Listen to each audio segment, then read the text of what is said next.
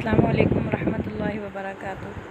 आज की वीडियो में भी आपको मैं हासिदीन के हसद से बचने की दुआ बताऊंगी।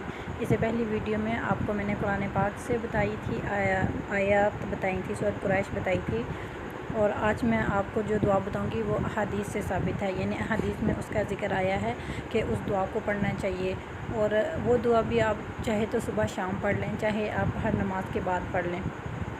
और ये दुआ भी मेरे अपने मामूलात में शामिल है।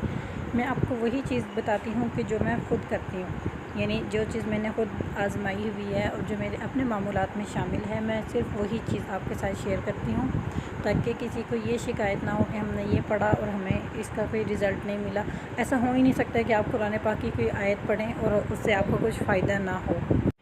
और आजकल का जो दौर है उसमें तो कोई इंसान किसी की खुशी को देखकर खुश है ही नहीं, तो इसलिए दुआओं का बहुत ज़्यादा एहतमाम करना चाहिए। सबसे पहले तो अल्लाह रब्बुल इज़्ज़त से दुआ किया करें अपने लिए, अपनी खुशियों की हिफाजत के लिए, अपने घर वालों के लिए। और फिर उसके बाद आप सल्लल्लाहु अलैहि वसल्लम से यानी हदीस नबवी में मनकूल हैं दुआएं, उन दुआओं का एहतमाम रखें। और दुआ मैं आपको बता दूं, दुआ ये है, अल्लाहुम्मा इन्ना नजअलुका फ़ी नुहूरिहिम व नऊज़ु बिका मिन शुरूरिहिम।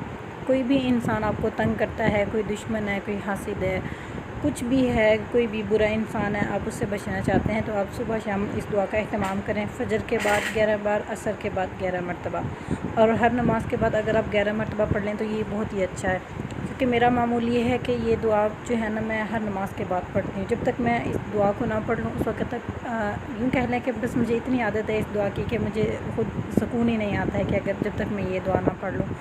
तो ये दुआ मैं पढ़ती हूँ और आपके साथ मैंने इसको शेयर भी किया है। आप भी इस दुआ को पढ़ें और अपनी दुआ में मुझे ज़रूर याद रखें। अल्लाह आप सबको खुश रखे, अल्लाह सबकी परेशानियाँ दूर करे।